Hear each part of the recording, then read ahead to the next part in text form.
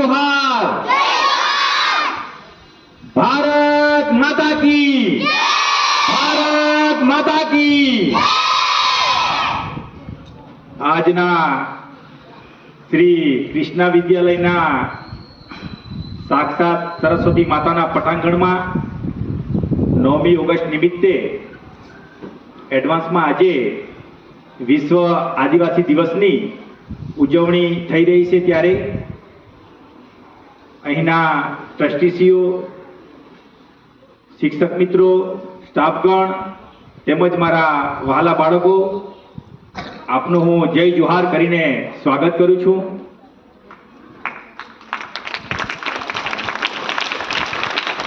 તમને એવું લાગતું હશે કે આ ભાઈ તો દર વર્ષે કંઈ ને કંઈ બોલવા માટે આવી જાય છે, બરાબર, પરંતુ આ વખતે આ મુકેશભાઈ તમને આદિવાસી દિવસ શા માટે ઉજવવામાં આવે છે એના વિશે વિસ્તૃતમાં માહિતી આપી છે. તો આદિવાસી દિવસ વિશે હું વધુ ન કહેતા આજે હું તમને આપણા સમાજની અંદર વ્યસન, આપણા સમાજની અંદર જે ઉદયની જેમ ધીમે ધીમે કોરી થાય છે એવા વ્યસન વિશે સમજાવવા માટે મને સ્પેશિયલી ઇન્વાઇટ કરવામાં આવ્યો છે. તો હું તમને આજે વ્યસન વિશે થોડી માહિતી આપીશ. મિત્રો, આપણા આદિવાસી સમાજમાં જ નહીં પરંતુ સમગ્ર ભારત દેશની અંદર આજે આપણું યુવાધન છે એ ધીરે ધીરે વ્યસનના માર્ગે જઈ રહ્યું છે. એવું કહેતા ઘણું દુઃખ થાય કે ઘણી વખત શાળા કોલેજોની બહાર કેન્ટીનોની અંદર આપણે જઈએ તો 5મા 6ઠા ધોરણમાં ભણતા છોકરાઓ જાણે પેલા એમના બિસ્ટોલ પીવાથી વાદળો બનતા હોય અને વરસાદ આવતો હોય ને એવી રીતના વ્યસન કરી રહ્યા છે. મિત્રો, આજના આ કોમ્પિટિશન વાળા જમાનામાં જો વ્યસનની ટેવ આપણને લાગી જશે તો એમાંથી કોઈ પણ બચી શકવાનું નથી અને તમે તમારું ભવિષ્ય બગાડી રહ્યા છો.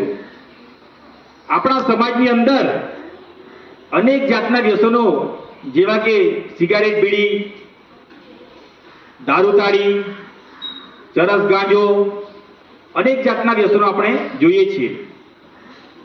તો આજના શુભ દિને મારે સૌ નાના વાલા બાળકોને એ કહેવું છે કે તમે ક્યારે પણ આવા ખરાબ વ્યસનમાં જશો નહીં, કારણ કે તમે આપણા ભારત દેશનું ભવિષ્ય છો, આપણા આદિવાસી સમાજનું ભવિષ્ય છો. તમારે ભણી ગણીને શિક્ષિત થઈને વ્યસનના માર્ગે જવાનું નથી, કારણ એક વખત બાળક વ્યસનમાં ગયા પછી એને એમાંથી બહાર કાઢવું ઘણું મુશ્કેલ બની જતું હોય છે. મિત્રો, આજે આપણે જોઈએ છે કે સમાજમાં આપણા ઘરની અંદર સારા એવા ગાડી, બંગલા, મકાન હોય, પરંતુ તેમનો છોકરો જો વ્યસનના માર્ગે હોય તો આ ગાડી, બંગલા કોઈના કઈ કામમાં આવતા નથી. એવા આપણે ઘણા ઉદાહરણો જોઈએ છીએ. કહેવાનો મતલબ કે વ્યસન એ એક જાતની કુટેવ છે. તમે એની અંદર એક વખત જશો એટલે એ ધીરે ધીરે તમને જ નહીં પરંતુ તમારા કુટુંબ પરિવારને, તમારા મમ્મી પપ્પાને, તમારા સમાજને ધીરે ધીરે ઉદયની જેમ કોરી ખાશે. આજે તમને વાત કરું તો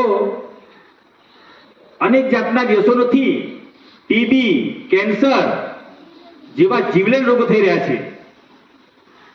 પહેલા આપણે આપણા ગામડાની અંદર કેન્સરના રોગો જોવા મળતા ન હતા, પરંતુ આજે તમે જશો તો ફળિયામાં તમને 5 દર્દીઓ કેન્સરના મળી જશે. ભારત દેશની વાત કરું તો આખા વર્ષમાં 19 લાખ કેન્સરના દર્દીઓ નવા મળી છે દર વર્ષે, અને એમાંથી 9 લાખથી ઉપર દર્દીઓ વર્ષના અંતે મોતને ભેટી છે. એવી જ રીતે ટીબીની વાત કરું તો ટીબીની અંદર 27 લાખ દર્દીઓ, કેટલા? 27 લાખ દર્દીઓ વર્ષમાં દર વર્ષે ભારત દેશની અંદર નવા બને છે અને એની અંદર તમને નવાઈ લાગશે કે 15 લાખથી વધારે દર્દીઓના મોત થાય છે. મિત્રો, એવું કહેવાય છે કે એક ટીબીનો દર્દી હોય ને તો એ આખા વર્ષમાં 15 જણને ચેપ લગાડે, જો એની સમયસર દવા ન કરવામાં આવે તો. હવે તમે વિચાર કરો કે એક વર્ષમાં 15 જણને લગાડે, બરાબર, તો બીજા વર્ષે એ 15 જણ કેટલાને લગાડે? 15 15 225. આવી રીતના કેસો વધતા જ જાય. તો આ બધું ન થાય, બરાબર, એના માટે આપણે વ્યસનથી દૂર રહેવું પડશે. બીજી એક વસ્તુ કહેવા માંગીશ કે આપણે એવું સમજીએ છીએ કે ખાલી દારૂ, તાળી, સિગારેટ એ વ્યસન છે, પણ નહીં. એક મોટું વ્યસન તમને બતાવું, આજના જમાનાનું મોટું વ્યસન, બાળકો માટે સૌથી મોટું. કોઈ કહેશો મને? આ રહ્યું, જો આ દેખાય વ્યસન. આ પણ એક જાતનું વ્યસન છે જે તમને ધીમે ધીમે એવી ટેવ પડી જશે કે તમે તમારું ભવિષ્ય તમે બરબાદી તરફ લઈ જશે. આજના બાળકો શું કહેવાય, જનરેશન ઝેડ કે એના પછી આ આલ્ફા, બરાબર, એ લોકોને સાચવવા બહુ અઘરા છે. મારો કહેવાનો મતલબ એ છે કે જેટલી શિક્ષકો અને સ્ટાફગણની જવાબદારી છે એટલા વાલીઓએ પણ જાગૃત થવું પડશે કે પોતાનું બાળક કોઈ વ્યસનના આવડે રસ્તે ના ચડી જાય અને સમાજ માટે સારું શિક્ષણ મેળવે અને આદિવાસી સમાજમાંથી આગળ આવે.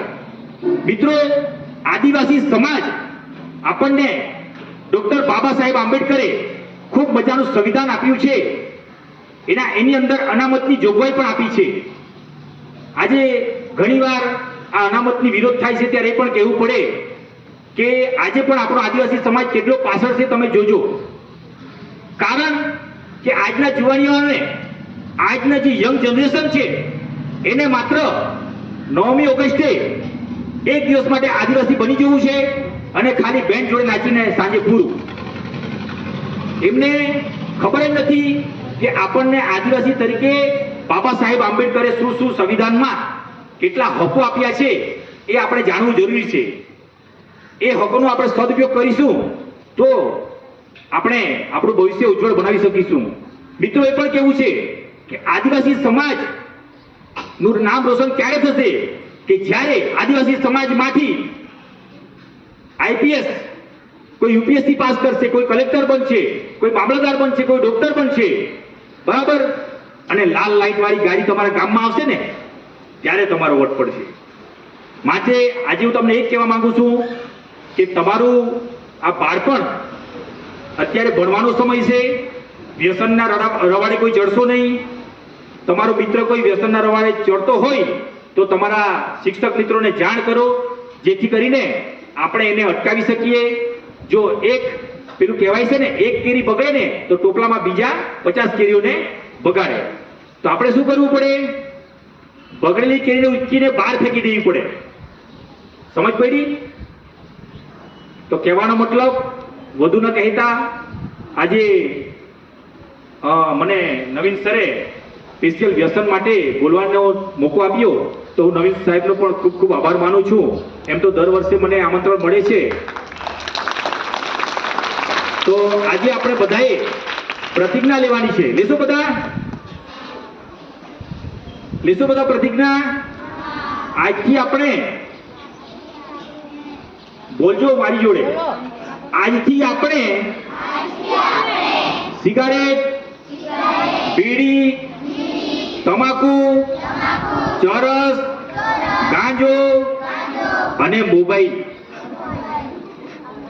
ક્યારે પણ અડકીશું નહીં, મમ્મી પપ્પાને પૂછ્યા વગર. બરાબર છે કે નહીં?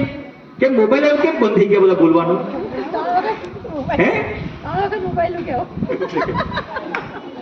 જો બાળકોની ખૂબ જ ફરિયાદ આવે છે, બરાબર, કે બાળકો માનતા નથી વાલીઓનું અને મોબાઈલ જોઈ છે, બરાબર.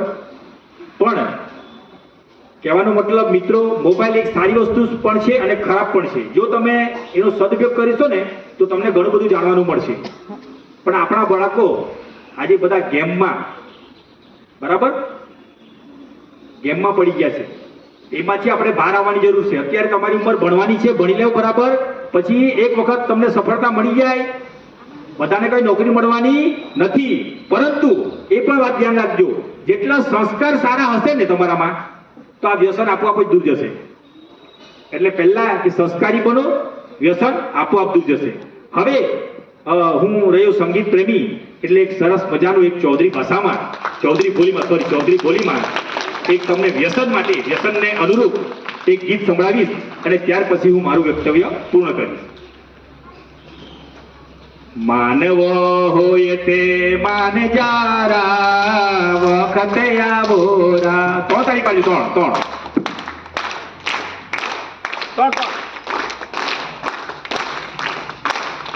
ધીમે ધીમે બરાબર.